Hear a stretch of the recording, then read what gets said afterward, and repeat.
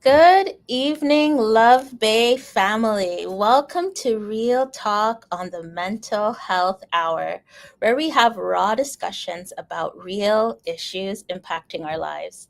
I'm your host, Felicia Fishoff, RP, and founder of Rooted in Resilience Psychotherapy and Wellness. Tonight's episode is titled Navigating Unhealthy and Narcissistic Relationships. We know these relationships can have it can take a heavy toll on our mental health, leaving many of us questioning ourselves, feeling stuck, or struggling to break free. Tonight, we're holding space for those hard truths while also exploring how we can recognize the signs, protect our peace, and reclaim our power. I'm joined by our incredible Real Talk panelists. Charlene Lex, RP, a registered psychotherapist and life coach who helps people rewrite their stories with clarity and compassion. Shanique Edwards, RP, a registered psychotherapist dedicated to empowering women and racialized communities through therapy, advocacy, and creating safe spaces for healing. Together, we'll unpack the realities of unhealthy and narcissistic dynamics, share insights from our work in the therapy room, and discuss practical strategies for moving forward and towards freedom and healing. And a quick reminder of our new show structure on the Mental Health Hour. Week one is She Speaks. That's everything women's wellness conversations. Week two, Baba Shop Tuesday, where we talk about men's mental health. Week three, the Insight Hour, where we have real experts come in and drop their knowledge on the community. Week four, Real Talk, like tonight, where we have raw discussions with our panel. And week five is Wild Card Tuesday, where we have surprise topics and guests. And as always, our disclaimer is that this show is for educational and conversations only. It is not therapy and should not replace professional mental health care. Love Bay family, tag a friend, share this live stream, and let's go into tonight's Real Talk episode. Prepared to learn, unlearn, and heal. The chat is also open, so we want to hear from you, Love Bay family. So now let's get into it. Shar, Shanique. Hey, how you doing? Oh, girl, I'm doing all right. How are you doing? I'm good. Welcome, Excited. welcome. Yeah, me too. I'm excited. Now, I know that tonight's topic will hit a chord with quite a few people because, Mhm. you hear a lot about narcissistic relationships floating around, especially on media. And, you hear about it all the time. It's like, oh, my partner is a narcissist. Right? And, we don't want to obviously take away from some people really do have like narcissistic personality disorder. It's a thing. But then sometimes you could see narcissistic tendencies also popping up in our relationships that are toxic and that are harmful. So I love to start off with this question. Why does the Love Bay community need to be hearing and talking about this community tonight?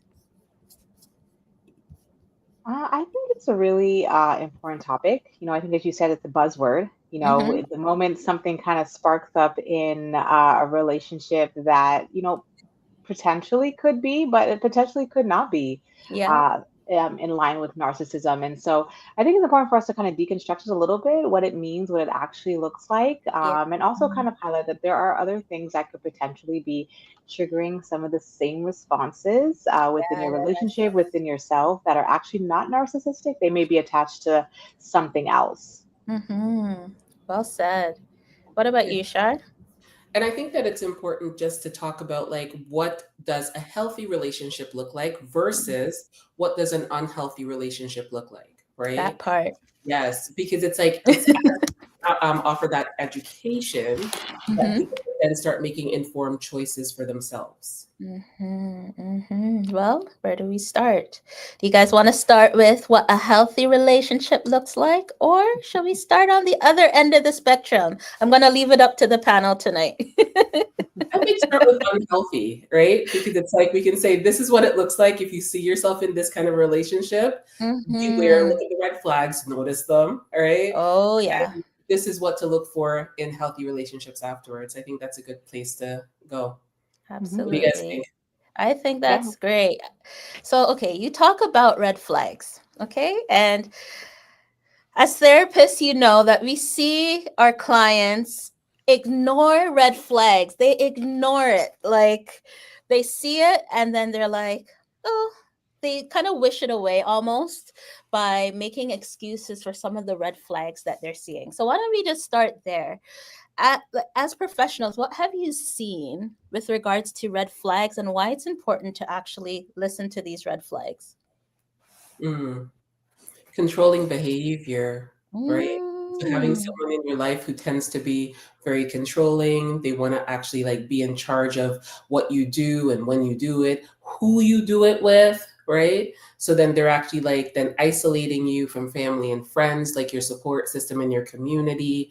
And so I Mm. would say that that's one of the major red flags that I would look out for. Just like, is that Mhm. person controlling, right? Can you be autonomous with that person, right? Like, can you actually is it a safe relationship where they allow you to be you, or are they trying to control your movements?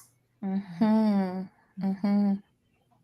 I think I would add to paying attention to what's happening in you. I think that oftentimes in any relationship dynamic, we pay a lot of time and attention to what's happening externally, what's going on in the Yep. relationship itself. And Mhm. not to say that like I'm taking away from the fact that we need to pay attention to the red flags, but what about the red flags that are happening within you? Your body is giving you so much information around what is safe for you, what it is that you need, unmet needs as well. That I think Mhm. taking some time to really tap into, okay, like why am I feeling so anxious, all the time Mm. about simple little interactions with this individual. That may highlight something else. It may be, yourself, but it also may be some dynamics that are happening in the relationship as well. Am I finding that I'm having to shrink back? I can't bring my full Mhm. self into the relationship out of fear of the person getting angry, the person being controlling, the person wanting to Mhm. take away my sense of agency in a specific setting. And so I think it's equally important that like paying attention to not only those external red flags, but your body Mhm. sounds the alarm when things are not in line with what you need to be loved well. Absolutely. Our body does show receipts, right? Like Mhm. sometimes, and I think over the past few episodes too, we've been hearing that a lot that we need to begin to pay attention to our body because our body speaks. Our body gives us information when something isn't right. And a lot of times we gloss over it and we don't really take the time to pay attention to what our body is actually trying to tell us. And so, absolutely. I think it's interesting even to ask the question of someone who's coming to you in a therapeutic setting, how does that feel for you? Mm. So then you're rather than like you pointing out a red flag, that you're actually inviting them to explore that for themselves. And so it's not just therapy, but I think that it's also with friends and family, right? Mm. When you're actually talking to someone and you're hearing them like share what their experience is with the other person, and you're like literally your face is just like, oh, interesting, right? But you also don't feel like you can say anything at that stage, right? Yeah. You're really asking the person, so what does that feel like for you when that's happening? Right? Mhm. That's a good way to help them to then start doing like what Shanique said, go internally, ask the questions of themselves, process for themselves a little bit, and then maybe they can start like questioning what's going on a little bit more. Mhm. Mhm. You both mentioned this idea of autonomy. And really, autonomy is about, you know, the freedom to be yourself in its most authentic way. And a lot of times, in unhealthy relationships, people lose sight of themselves, right? I know that a part of our program, they talk about this word called differentiation, which is really just a fancy way of being able to be yourself in a relationship, right? Mhm. A lot of times, some relationships, they experience something that we talk about as an enmeshment, where two people are so like intertwined that you can't see each individual person. They're just one. Now, what is your insight even on how maybe like not being able to differentiate yourself in a relationship could actually potentially play into some of these unhealthy patterns in a relationship? Yeah, I guess. Shar, do you want to go first? Sure. I think that knowing yourself is important, right? So it's something that we see when someone gets into a relationship quite early. And so Mm-hmm. they actually haven't had time to get to know who they are, what they like, like Mm-hmm. what their values are, what their character is, so that they get into a relationship with someone with a little bit of a stronger personality. And then all of a sudden, you're seeing them kind of like meld into the other person, right? Fuse into the other person. And this is part of what we talk about when we talk about enmeshment. And so then having that person differentiate really looks like being able to help them to really discover their identity, really discover themselves. What do you like? What do you don't like, right? What are you into? What are you not into? And even as I think about that, I also think about the concept of like our stages of development, right? Because we're going from dependence as a child, right? And then as like a adolescent, as a teenager, we're going into more of an independence. No, I can do it, right? Mm-hmm. And then we go to an interdependence. And that's where we talk about that whole concept of differentiation, right? Mm-hmm. And you stand like solidly on your own, knowing who you are while in relationship with someone else. Mm-hmm. Absolutely. And I think to piggyback on what Shar was saying in terms of the growth dynamic in relationships, sometimes we do have to reintroduce ourselves to ourselves. Mm-hmm. We're growing, we're learning, we're unlearning things. Our relationships are mirrors of things that we may need to work on, and Yeah. vice versa. That Mm-hmm. we do need to take some time and not get locked in and stuck. And I think sometimes this fusion happens because we get locked in and stuck in whether it's comfort, whether this is how I've always been, this is how things have always been in the relationship. And so I think, especially when you have one person within the dynamic who is really kind of growing or flourishing or moving off in a different direction, and the other person kind of feels like they're being dragged along. Like a part of this process of kind of getting to know yourself and who you are is also taking some time to really pay attention to, okay, who Mm-hmm. am I in this season at this time? With the various different hats that I'm currently wearing, who am I right now? Mm. Absolutely. So it's about knowing ourselves and Hmm. not, and I love that you talked about the fact that sometimes people grow apart, right? I think a lot of times when, we enter into relationships, the people don't realize that the people who, you know, hook up, get married, whatever the situation may be, situationships, whatever it looks like, right? They're not the same people, that journey through a relationship. So it looks different 5, 10 years from now. I mean, we continue to learn more and more about ourselves. And sometimes things that I've seen also in the therapy room is, sometimes somebody is doing all the work, right? Where they're looking inward, they're growing, they're evolving, and the other person refuses to do the work. And one person evolves and the other person kind of stays the same, Hmm. right? Have you guys seen that? Yeah, Oh yeah. definitely. Yeah. And it's interesting because it's like, so they're staying the same. Like then the question becomes around like fixed mindset versus growth mindset, right? And I think Mm-hmm. sometimes we connect with people when we're younger, right? And this could Mm-hmm. be romantic relationships, this could be friendships, this could be family. And so they know you a certain way. Mm-hmm. As soon as you start evolving, as soon as you start growing, as soon as you start changing, then that's a problem, right? I would even Mm-hmm. say, like for people who, when they're not doing well, but you got those people in your life who are like perfectly happy hanging out with you, right? But as soon as you start like coming up, as soon as you start doing well, all of a sudden those people have a problem with you. So this is how you're then going to notice, okay, are you happy for me? when I'm doing better? Are you happy Mm, for me when I'm getting my glow up? Are you happy for me when I get the new job? Are you happy for me when I finish school? Like that's what I would actually invite clients or even anyone else listening to really think about. The people in mm, my life, when something good happens in my life, are those people happy for me? And mm, if they're not, then you got to question that. Yeah. Yeah. I always tell my clients when we first start working together, you're doing work, the people around you are not necessarily doing the same work that you're doing. So you have to anticipate that you're disrupting mm, systems because they do know you at a certain point. They know you how you react to certain things. And when you stop doing that, even if it's for the better, right? Like let's just say you're the type of person who, has anger issues, you blow up all the time. And now you're taking your time counting to 10, breathing, doing your mindfulness, and they're like agitated because you're not blowing up at them, right? And it's like, oh, like you didn't like mm. when I blew up, but now you don't like that I'm like calm either. But we have to recognize we operate in systems, right? And a Yes, relationship, whether it is a romantic relationship, whether it's family, whether it's friends, it's a system.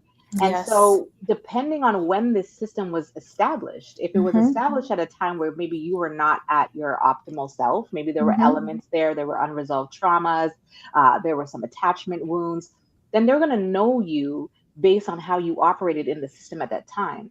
Now, when you mm, disrupt the system, you're throwing everything out of whack, right? It's no longer any homeostasis. And so, from that perspective, right, I think as we kind of navigate unhealthy relationships, it's one thing to recognize that, at times things may be perceived. And I say this because sometimes, clients may have just gone to a place where they're a lot more assertive.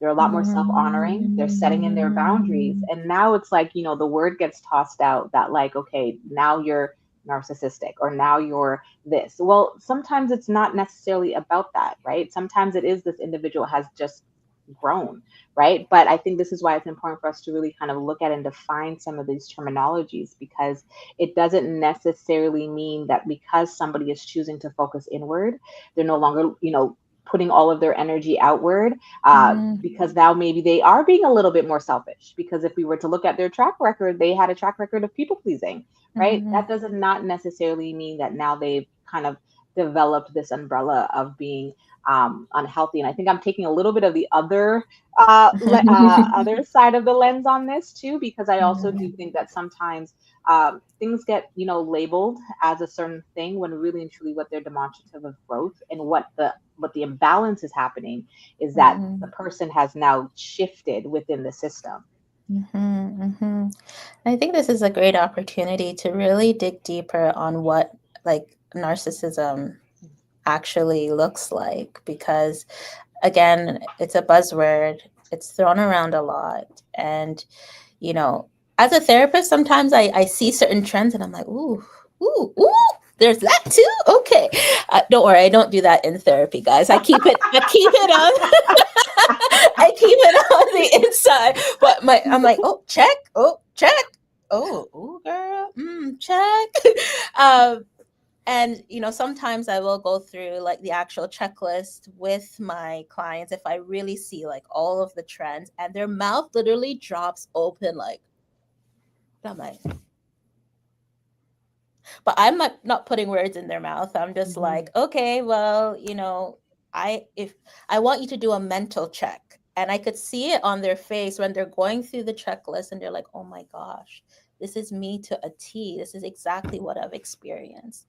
So when you guys think about narcissism, what are the things that people need to look out for? Like, what are the different things that you can they can check off in their mind and be like, oh yeah.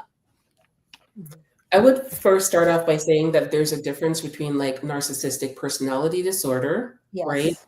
and Yes. narcissistic traits. Yes. And so when we're talking about the disorder, now we're talking about like DSM-5. We're talking about the fact that there's two different presentations: overt, right, where that's the stereotypical kind of blustering. They come into a room, they suck up all the air, they take up all the space, right? That's more overt. But then you also have the covert narcissist who is more fragile. Their ego is fragile. They can get very easily offended, and they lash out passive aggressively, right? Mhm. And you also then have to look that at the fact that it's actually on a continuum, right? And so it's like it's not like it's one size fits all, even with like narcissistic personality disorder.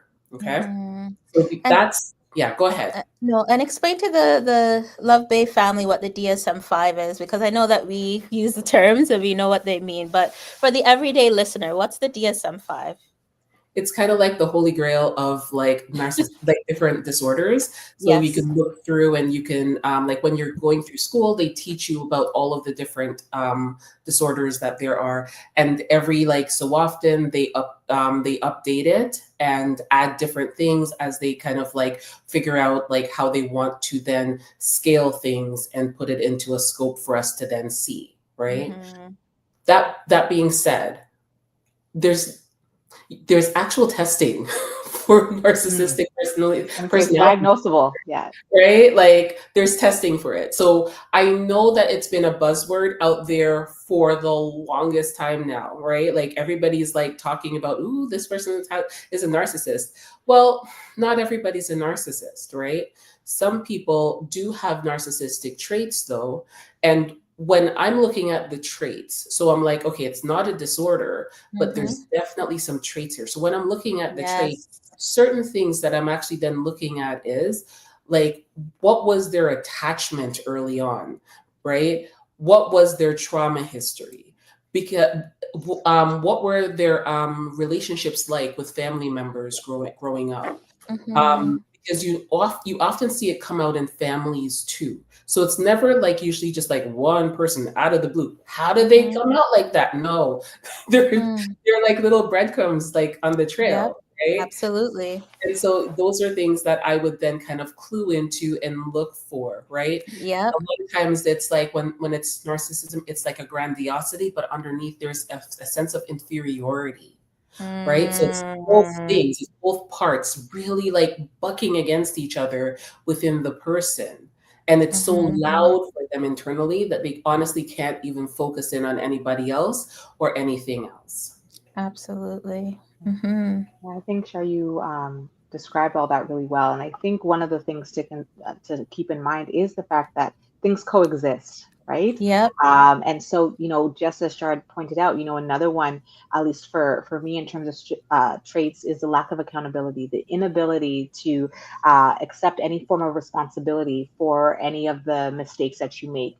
Yep. But at the same time, right, with that lack of accountability is also this kind of this fear of either it's rejection sensitivity or a fear of Mhm. abandonment. And so if Yep. I confess that I actually did something wrong, and so this kind of comes back to the idea of breadcrumbs, because at what point in time did that rejection sensitivity or that fear of abandonment turn into the coping strategy or the trait that was developed of this Mhm. is how then I respond to it, right? Mhm. And so Mhm. from that perspective, also in line with that lack of accountability, I would also say, the inability to really and truly like see people, right? Like you're in a relationship and they don't see you, they don't hear you, right? There is this kind of idea of idolizing you. They like you in terms of being the trophy and being super, super shiny. But the moment you lose your shine, right? You have a bad day, you have an off day. Now it's kind of like, you're no longer kind of the beacon of their eye anymore. And with Mhm. that comes some of the egotistical comments or the passive Mhm. aggressiveness and things like that that might come up as well. Mhm. Yeah. And in addition to that, right, it's this Yes. idea of like elevating. So you might Yeah. actually meet them and they elevate you, right? They like Mhm. love bomb you and tell you that you're the best thing since sliced bread. And there Mhm. comes the devaluation, right? Mhm. All of a sudden you can't do anything right. And so that kind of ties in back in with what Shanique was talking about, right? And so like it's interesting because there's a history behind there. Like there's a history even behind the word, right? Mhm. Right? And the it comes from the Greek because there is this guy who just loved to look at himself. He thought he was the Mhm. most beautiful thing, right? Yeah. And he ended up getting like caught and trapped because he was looking at himself in a pool of water, and he just was so in love with what he was looking at Mm, himself away that he pined away, right? And so this is the thing about like with people who have narcissistic traits, they're looking at themselves. They can't see anybody else. They can't mhm. see other people's feelings, their experiences, anything that disturbs them looking at themselves, and only seeing themselves as good is a problem. Absolutely. And when you begin to point out the things that you're seeing, then the gaslighting. Yes, Hmm. yes, Mm-hmm. yes. And the The emotional whiplash, gaslighting. I'll say the emotional whiplash Ooh, that girl, talk happens as about it. well. Like, Mm. you one minute we're like, it's that proverbial of like, how did we even get here? Like we were Yeah, all the way over here talking about groceries and donuts. How did it get to all the way that like you are no longer, the best man in the world? Like, you know what I mean? It's just kind of like this idea of like we're yeah, constantly going back and forth, and you're trying to like pick your jaw up from the floor at the same time trying to like navigate all the pieces of your brain and keep everything kind of together. And this is why I kind of come back to like pay attention to what's happening in your body, right? yeah, Because the fact that you're feeling like you're in this tailspin and wondering like how did we get from one end to this end, and now I'm yeah, apologizing, I'm saying that I'm sorry, all of these different things that kind of resonate the fact that perhaps maybe this is a little unhealthy. absolutely. Right? I'm just gonna say this point blank. Love Bay family, you are allowed to feel your feelings. Yes. Absolutely. And Absolutely. please don't let anyone talk you out of feeling what you feel. You just feel it. You feel it. We're Mm-hmm. human. We have Mm-hmm. emotions. We feel it. And I know that we all gaslighting is another word we hear a lot, and it's another buzzword, right? But if you're trying to express your emotions in the way that you're feeling, and the person is trying to turn it around on you, flip it, and make you feel like you're crazy, Mm. Or too much. That's Mm-hmm. another one that comes up a lot, right? girl, And I talk think about it, I please. think it's important. We know healthy relationships, right? We know a partner is not going to fill us up 100%, right? No, We no. understand that there's no expectation of that, or there shouldn't be an expectation of that. And there Mhm. shouldn't be an expectation also that this person is always going to get where you're at, right? Mhm. You're a Mhm. different person. The way that you process things, the way that you see the world is unique to you.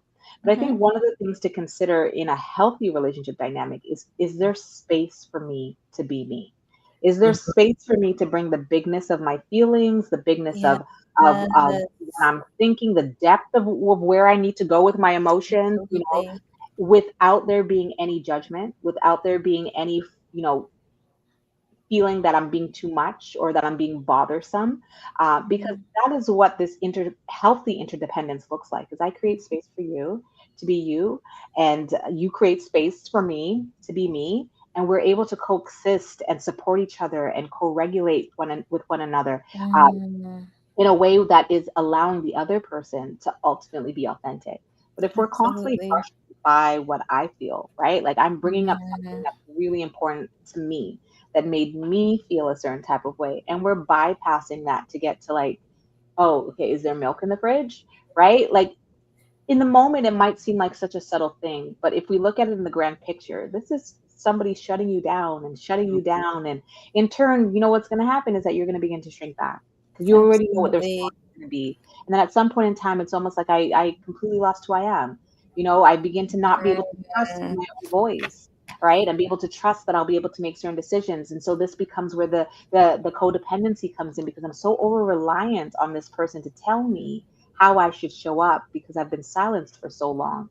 And I think one of the mm, other things that I will highlight quickly too is just how subtly and slowly some of these things yes. can Mm-hmm. also happen, right? And Yes. so it's not until maybe even a couple years down the road that you're kind of looking back and where you're feeling so disconnected with yourself from yourself. Yeah. And if you look back at your own breadcrumbs and your Mm, own history, you realize that this is the trail that leads back to it. Mm-hmm. absolutely. And I love that you were talking about losing who you are, because I find that a lot of the clients that I work with that are experiencing some of these traits in their relationship, it's like, again, we talk about the grandiosity of some of these like personalities where they think that they're the best thing since sliced bread, right? And they put the other person down so much, and they put basically they reduce their self-esteem Mm-hmm. all the way down to the ground, where they can't even see the goodness in themselves anymore, because this other person, he loves me so much, and only he could love me because I'm so imperfect. And I see these trends, and I'm like, guys, and when you begin to do the work, Mm-hmm. and when you begin to see yourself, and when you begin to see your value, and they see that you're beginning to see your Mhm. value, Mhm. then it typically will end up in a clash where they're Yes. like, they try to keep, like we were talking about the system, they want to keep the system the same. They work hard at creating the system, Mm-hmm. and when they see that the system is changing and the control is beginning to shift, it becomes a problem. Absolutely. Because it's destabilizing to the ego, Yeah. right? It's very Mm, destabilizing to the ego to think that, and what that might mean for them. And it goes back to what Shar was saying in terms of, where did that come from, right? Because that destabilization perhaps started somewhere in childhood, right? Where a need that you had was not met.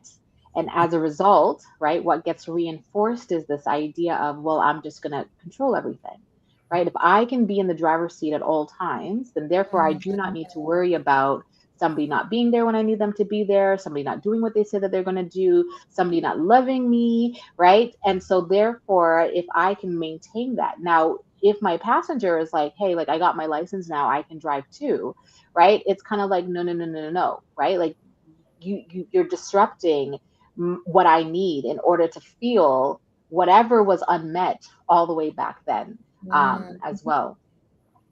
Mm-hmm. absolutely. Yeah, and I'm also thinking about just in addition to what we're talking about, because I'm just aware of the time that we should actually start shifting towards like the positives, right?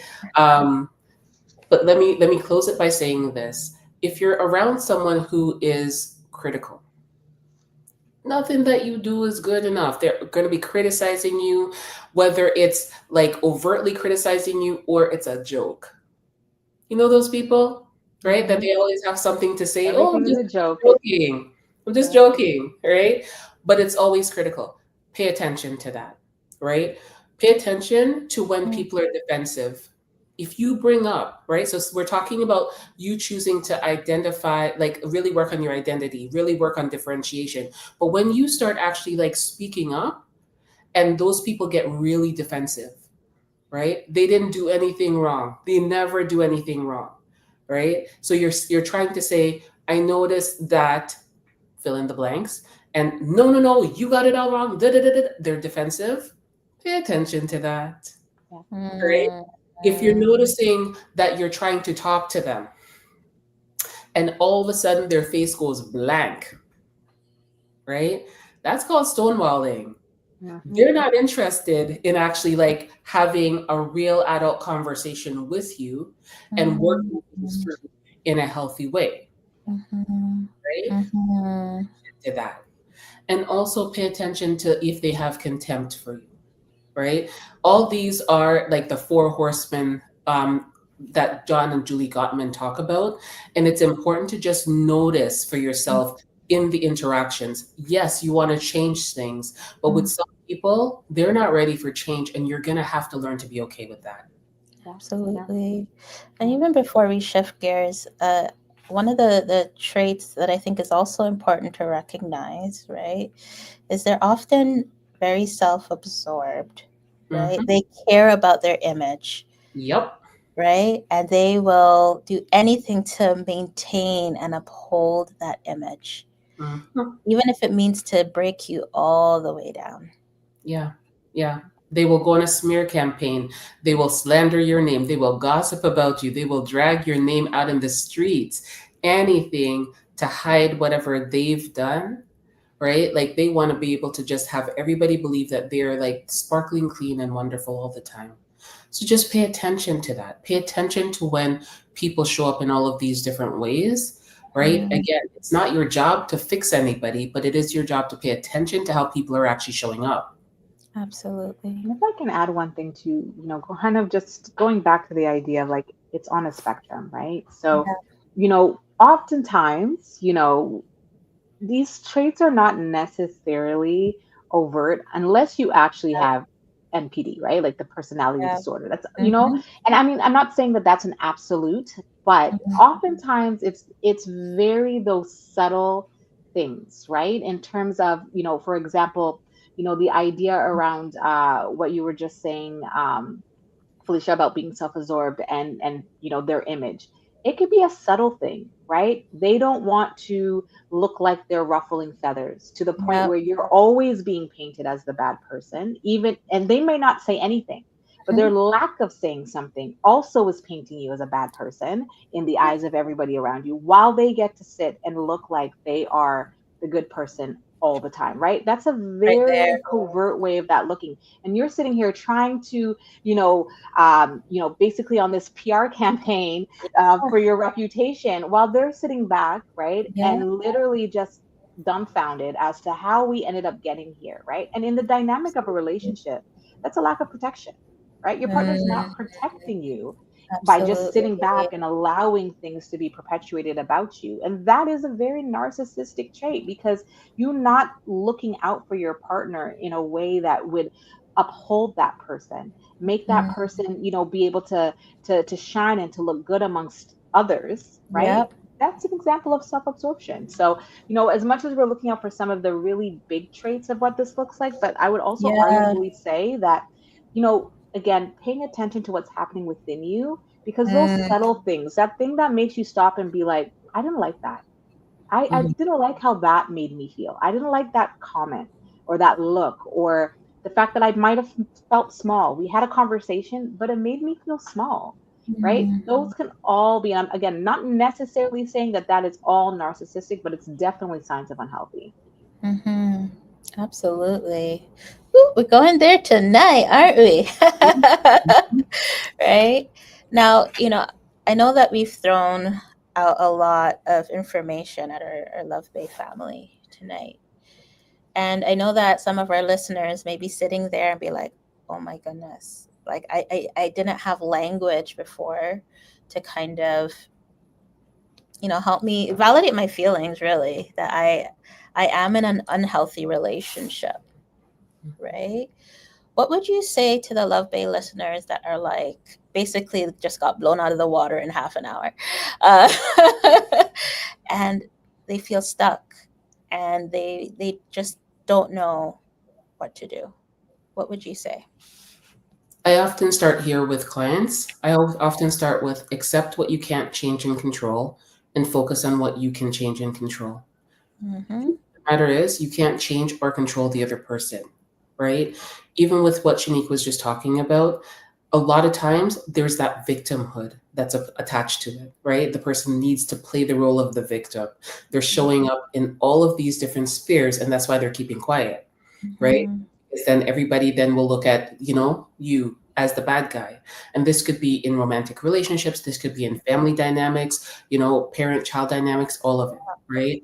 And when you look at all of that, I know that we use the word like today as narcissism and narcissistic traits and all of that. But a lot of times, how I actually look at it is emotional immaturity. Yes, Is girl, the person being emotionally immature, right? Yes. 100%. And if you just even call it, like look through that lens for yourself, right? Just to be able to then say, all right, that right there, they don't have the capacity right now Mm, in their lives to tend to me, to take care of me, to look out for me, to be like part of my team. They don't have the capacity for it. So I accept that I cannot change or control that about them. But what I can change and control right now, starting Yes. this moment, is how I respond. So that maybe that means that you see on the phone when they call and you're like, okay, I don't have capacity for this, right? For whatever drama or traumas that they're bringing to the table right now, I don't have capacity for it. And so Mm, it's checking in with yourself, checking in with your body and saying, I can't give it right now. I don't have enough in the tank right now. I will call them back at a time that I have enough, like, bandwidth for this conversation for them. But that's a boundary for yourself. Notice that you didn't tell them anything, Mm-hmm. right? It wasn't a request. You didn't go out there. Can you listen to me? And no, no, no. It's simply, all right, I have to focus on what I can change and control in this moment. And I know I don't have the bandwidth for this conversation. I will call them back when I do. Yeah. So that's what I want to like just encourage people to think about from a very, very simple perspective. If I focus on what I can change and control, I can actually then shift, change, and control things about me. That's it, no one else. Yeah. And I would Mm-hmm. add to that too, being in an unhealthy relationship dynamic strips us of self-respect, right? And so if you're able to really kind of tap into what is self-honoring for me in this Mhm, moment, right? Because oftentimes, in terms of like being in these unhealthy relationship dynamics, chances are you're over functioning, overextending yourself, trying to meet that person and do all the things that that person may want you to do, in a way of kind of going in line with what Shar said, of kind of taking that step to really kind of accept what I can do, what can I Yeah. change. I think sometimes thinking about it in terms of what would honor me, myself, and do that thing, right? So Mm-hmm. yeah, maybe it is not returning that phone call, right? But maybe it's also just kind of like taking some time to really kind of assess all of the different things within, that have been happening, and start to kind of break it down for myself, right? I think this is in line with getting to know who you are, because processing things looks different for different people, right? and Yeah. and sometimes it's not a matter of just kind of that bait and switch. I can just kind of like Mm-hmm. break up and go. Like there are Yeah. a lot of nuances, layers, all of these different Absolutely. things. You add other things into that, whether it be children or whether if this is a marriage, like so many different complexities to it, that I think just starting off with the lowest hanging fruit, would be the best self-honoring behavior that I can do in this moment, in this Mm-hmm. day, and start there. mhm, Mm-hmm. I love that, right? We got to take care of ourselves. I love that you talked about the fact that not everybody can just up and leave, mhm, right? Uh, Everyone's situations are so different. So even for the Love Bay listeners that might not be in an unhealthy relationship, but knows of loved ones that are in unhealthy relationships, the right answer isn't always just get up and leave. It Yeah. may take time for them to get there.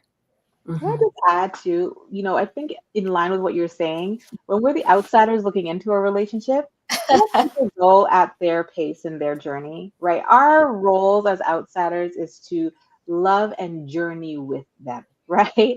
Not to try to then take over the driver's seat ourselves and tell them all the things that they should do. And if you only listened to me last year when I did it, like, that's not really helpful, right? I think it's important, respecting the fact that as people kind of walk in their own truth, they're able to differentiate themselves out of this relationship as well. It's about them finding their own footing. So that Yeah. footing may look a lot different than the footing that you may take, and that's okay for them, right? I think it's important that we do kind of take that perspective of just showing that love and that support in honoring how that person is choosing to honor themselves.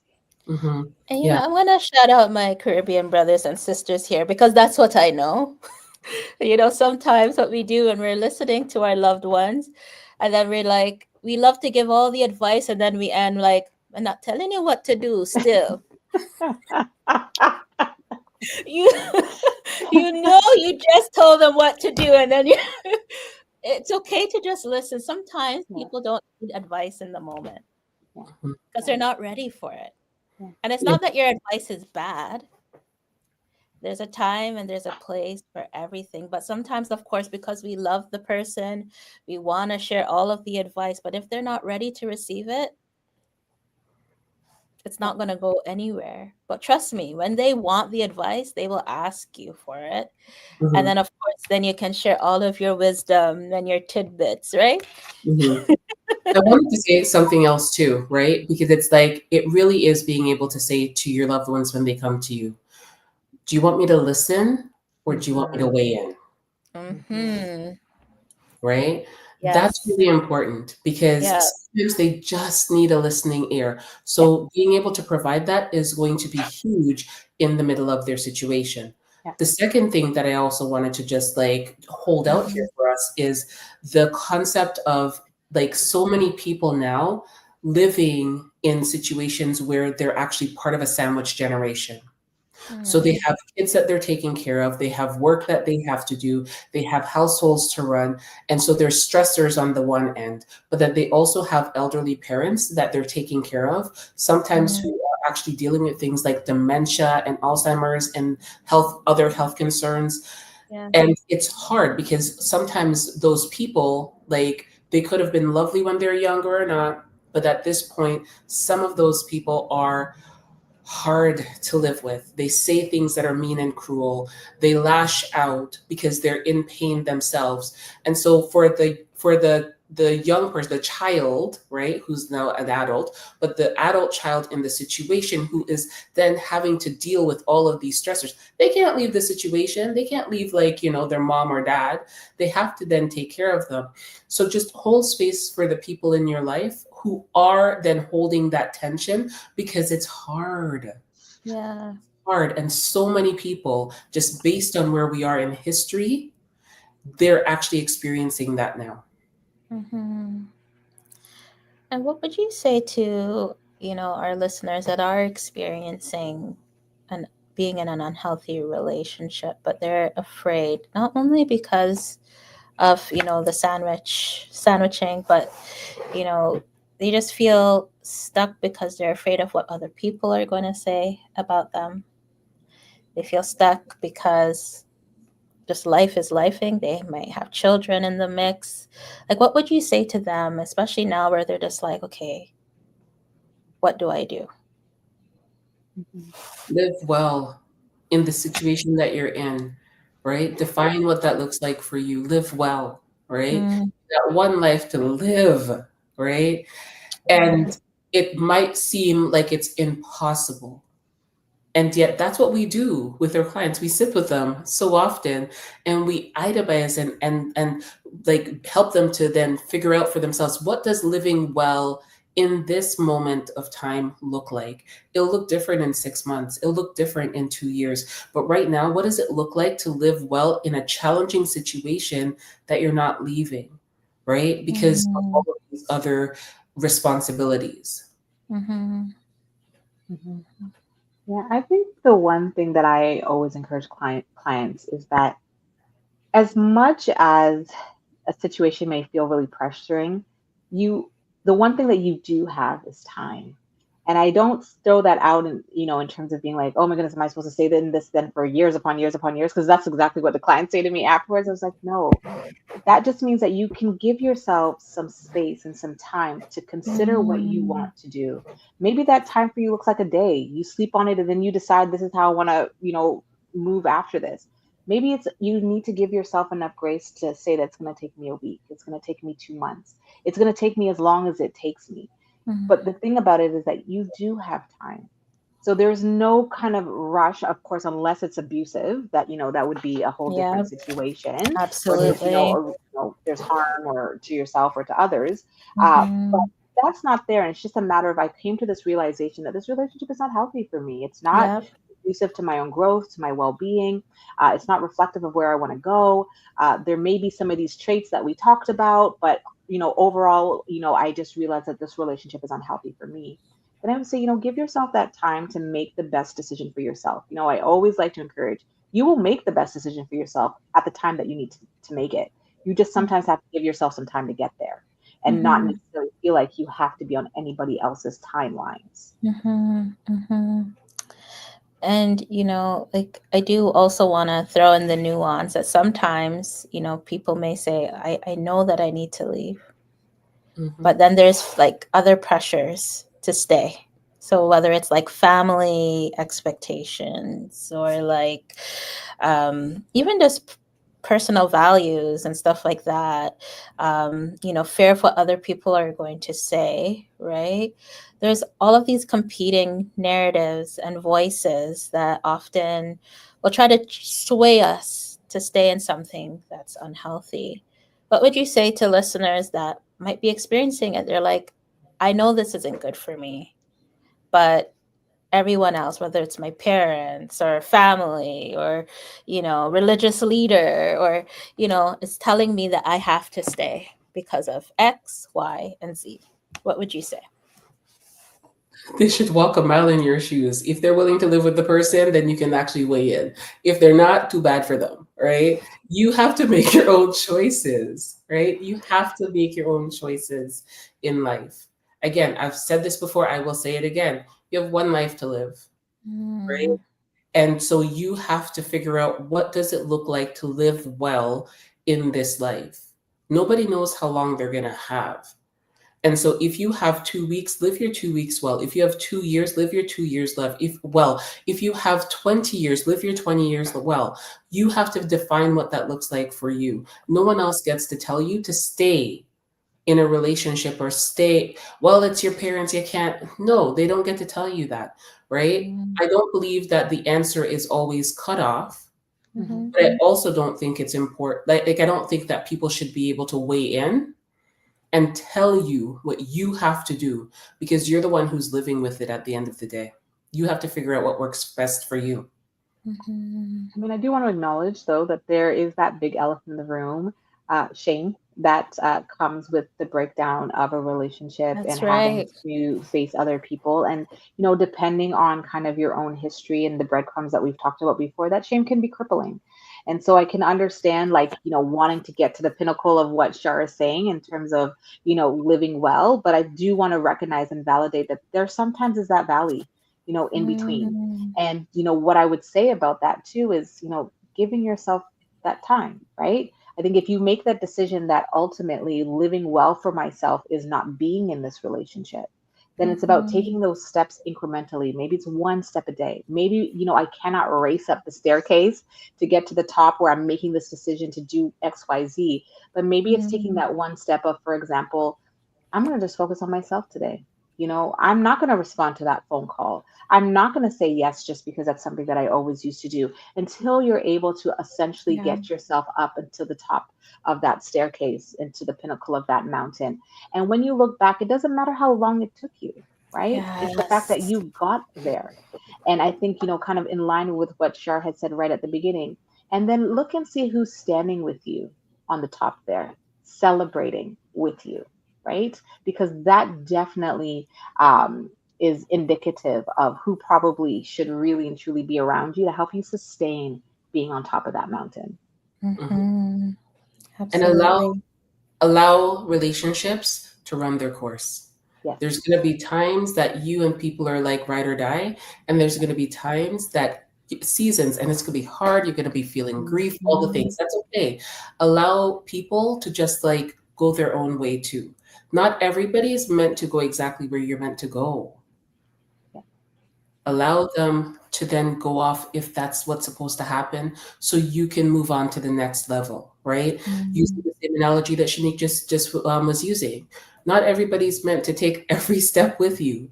You're going to have some people with you on the first step, and that's going to be great. Some people might come on and on the third step, but by the fifth step they're gone, and that's okay. Grieve it, right? It was real. It's a loss. It happened. Grieve it, but recognize mm, came into this world by yourself. You're going to go out by yourself. And so then it's important to then figure out, how do I navigate life in a way that is healthy, in a way that I'm actually being good to myself and good to others? How do I live my life well? I can mm. add to that too. I Yes. love the analogy of a train. My Mhm. clients will all know I'm very metaphorical.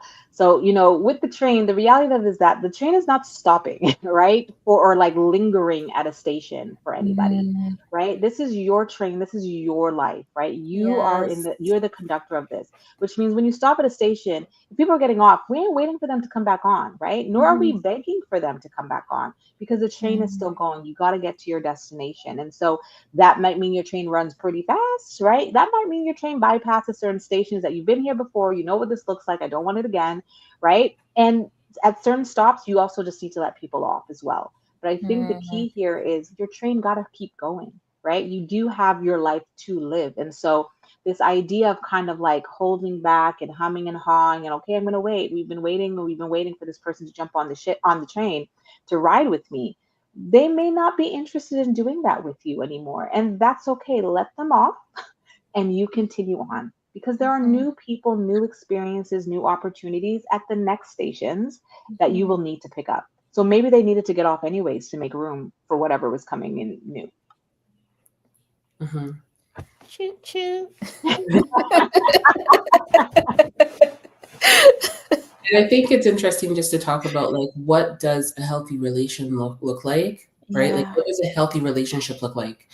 It looks Yes. like the Gottmans actually like have a very succinct way of looking at this, and I think Mm. it's super helpful to just kind of have it as a snapshot. They talk about like the sound relationship house, right? Mhm. So the Mhm. two pillars on either side is trust and commitment.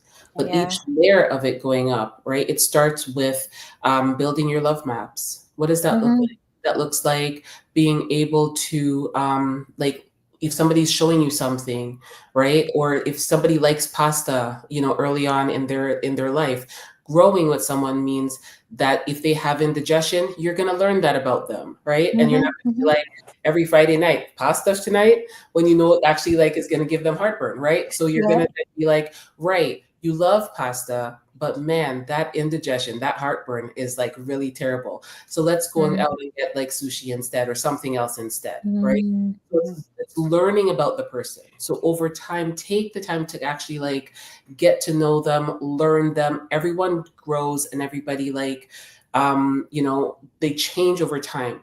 If you love someone, you're actually going to learn how they're changing over time. Mhm. Mhm. Sharing fondness and admiration is another one, right? Mhm. Are those people saying kind things about you? Pay attention to that, right? If there are people who say good things and kind things about you, right? They say it to you, they say it to others, like I love to talk about, I'm like, my girls are so amazing, right? They're so accomplished, they're like the best, right? So those are the people that you're then going to go, okay, they share fondness and admiration for me, right? Another one is taking the positive perspective. There's going to be conflicts in life, but are they actually looking for the positive in you, right? Mhm. Do they give you the benefit of the doubt, right? Are they Mhm. people who, yeah, you know what? I know them.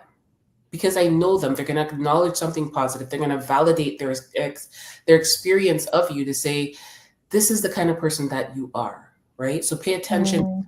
people around you are doing that, right? Are they people who actually can like solve conflicts with you, right? If there's a conflict, can you talk about it? Can you work it through, right? And that comes all the way back again to the regulation, like things that we talked about at the very beginning, right? Both of you are checking for your nervous system, what's happening inside of me, and you're actually choosing to soothe yourself so you can have a healthy conversation, right? And the last two is just the idea of like making your life dreams come true, right? If I know that you really want to go to a certain restaurant, I'm gonna make it happen. I'm gonna like make the reservations and let's go. We're gonna go to do the thing that you love to do, right? Or that you've been dreaming of doing. And you're creating shared meaning together, right? What does it mean Mhm. for us to hang out and be this team together, right? You're gonna define Mhm. rituals of connection and things like that. So I Mhm. think that there's simple ways for us to then be able to identify and tell what a healthier relationship looks like. And so we can talk about the Mhm. this, but we also have to then talk about like what does healthy look like too for people. Mhm. Yeah. I would Yeah. add too that that's, Mhm. kind of to wrap this all together too, is emotional safety, right? All of these different, pinnacles that Shar had mapped out for us really draw back to, does this, relationship make me feel Yeah. emotionally safe? And, one of the things that I will highlight here though is the definition of emotional safety Mhm. is unique to the individual, right? It is based on your own history, your needs, your wants, how you show up, how you process the world around you. And so I think Mhm. it is important, in any relationship is to take inventory around what makes me feel emotionally safe. What allows Mhm. my nervous system to be at rest, to be at peace. Because if those things are not there and I'm constantly being triggered or alerted, or I just can't feel like I can just calm down or unwind, that might not necessarily say that there's something quote unquote unhealthy in the relationship, but there's something destabilizing within this framework of even a healthy relationship that needs to be taken into account so that both people feel that emotional safety to bring their whole selves into this relationship and be acknowledged for their whole authentic selves. Mm-hmm. And there's always Yeah. going to be ruptures. Like that's the Mm-hmm. Yes. right? Ruptures are going to happen. Yeah. That's okay. But are you with people in your life who do quick repairs? I'm not Yes. going to let it go 2 days, a week, where we're not talking and we're giving each other the silent treatment and all of Yeah. that. No, I'm going to come because I care about you. So I'm going to Totally. come back to you and we're going to repair this so that we can get on a good track together. Absolutely. And I will say, this Love Bay family, that no relationship is perfect, Mm-mm. right? However, the two people need to be willing to work at a relationship. You Mm-hmm. heard what I said? Two people. If there's two people in a relationship, the only way that it's going to work and improve and grow is if both people have buy-in. Mm-hmm. You can't have buy-in for everyone. Yeah. Mm-hmm. Yeah. I think we need to come back with a part two of this conversation because I think there's so much left that definitely could be said and talked about and unpacked. Yeah, Absolutely. I think we can. And I think that if people have questions, then that could be actually interesting to answer people's questions, Yeah, right? Absolutely. absolutely. Absolutely. We love a question. We do. All right, Love Bay family. So you've heard it. If we can get some feedback from you that you want a part two of this conversation, we'd be more than happy. Send in your questions and we will come back with it and, really go deeper because I mean, we could talk about this topic for days Mhm. because I feel like we don't always talk about the healthy parts of relationships, or sometimes we don't necessarily call out all of the negative stuff too, and people want some more information also. So Love Bay family, you let the Real Talk panel know we're here for you, Love Bay family. So until next time, next week, Love Bay family, we go back to She Speaks. Next week, we have guest Dion Sinclair. She is vice president at CAMH. So that's the Center for Addictions and Mental Health. She's wonderful. And we are talking about when money worries take a mental toll. So you don't want to miss that. So until next week, Love Bay family, peace out.